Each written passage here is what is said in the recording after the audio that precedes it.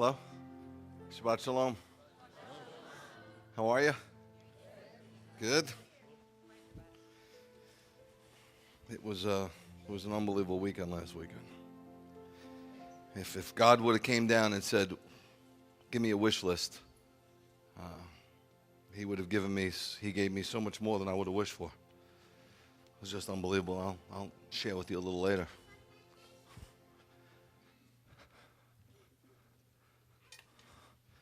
So this morning in Macon, it was 46 degrees in May. Global warming my eye. It was beautiful this morning, wasn't it? Hopefully you got up early enough to maybe sit outside and read some scriptures, pray, and meditate on the greatness of your God. If you are here and you feel like your days on earth are prolonged, they're prolonged for the glory of God. If you could just grasp that, maybe you do, I'm not insinuating anything, but if you could just grasp the fact that you're here for His glory, and that if you've suffered it all, which anybody who's gone through this life doesn't go through it unscathed, your suffering is not for no reason. A person who suffers much speaks many languages, and you have the opportunity to use that suffering to be a healing agent to people who are suffering. So it's not for naught, never. And anytime you do that, your jewel shines all the more. And that's what God wants. He wants to receive you at the very end, and He wants to add you to His crown. And He wants that crown to shine, and His crown deserves to shine, no? And what an opportunity we have to be used by God to bring encouragement and edification and especially comfort to those who are struggling. What an opportunity. If you can really grasp the fact that you are here on this earth for one reason, and that's for God's glory, it will change everything in your walk, and it will give you reason for why you go through difficulties. It won't be for naught. There was once a challenge back in the mid-19th century between a Shakespearean actor and a feeble old pastor. And they were to read Psalm 23. And the Shakespearean actor read it like an orator would, a great actor. And the people clapped. They clapped when he finished. And the pastor came up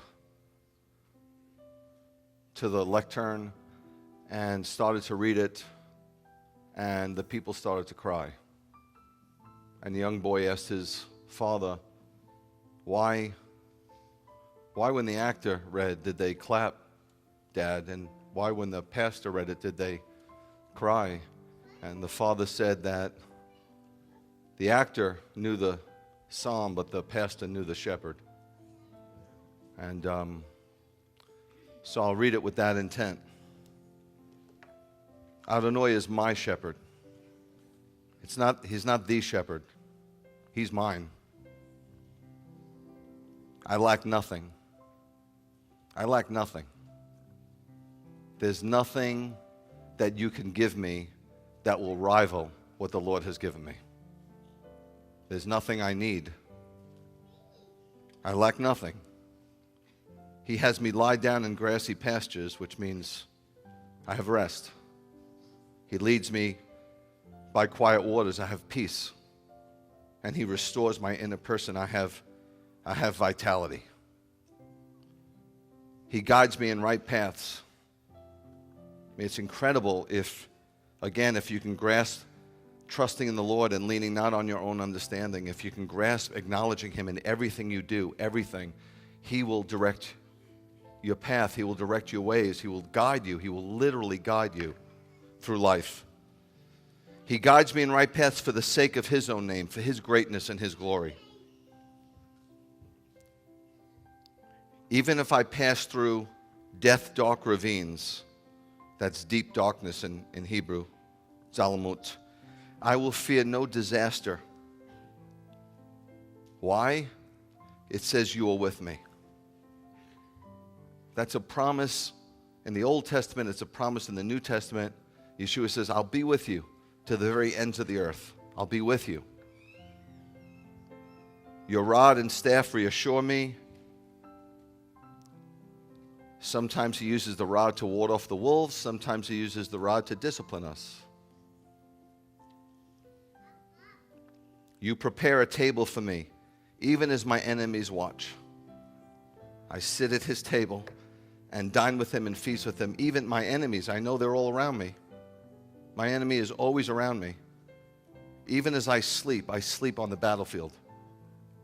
He never goes away, but I can still sit with the Lord at his table and have peace in the presence of my enemies. Isn't that unbelievable?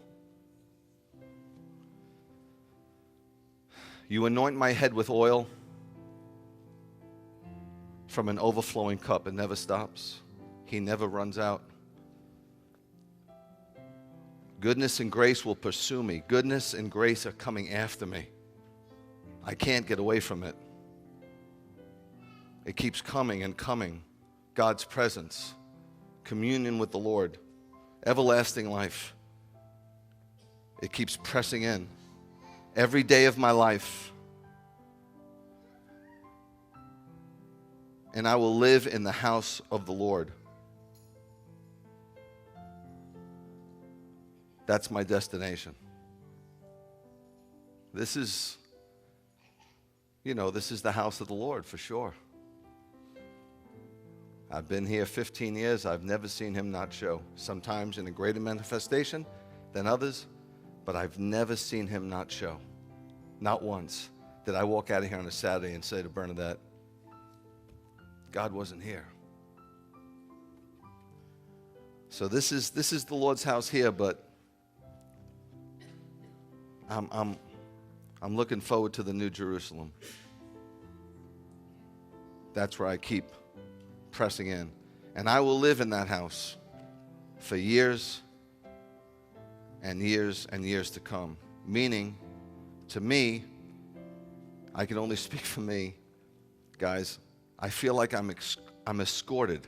I have an escort by God's love until I reach Daddy's house. He's going to escort me. I'm going to get there. Do you understand? Look at me. Look at me. You're going to get there. He promised. I know one thing, that God never has any unfinished business. Don't look at your circumstances. Don't just look at your circumstances. It'll bury you. Don't put your eyes on the circumstances. Yes, I know that's reality. I understand there's a lot going on. But look at the face of God. Look to him, man. You're going to get there. He's going to finish the work. And in the meantime, while you're here, do all you can to glorify him. Don't get caught up in useless genealogies and studies on the internet that bring no fruit. Get caught up with people.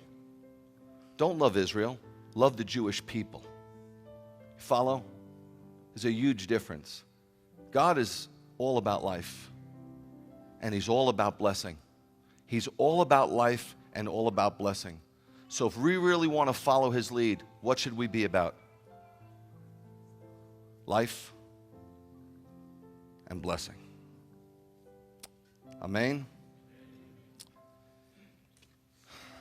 Father, it is such a pleasure. It is such a joy. It's not an act. It's a joy. It's a joy. It's such a joy to be known by you, to have a relationship with you, to be able to hear your voice, to know that goodness and mercy are pursuing us, that our eternal life isn't going to start when we get to heaven. It's right now. We have abundant life and eternity right now. We live forever.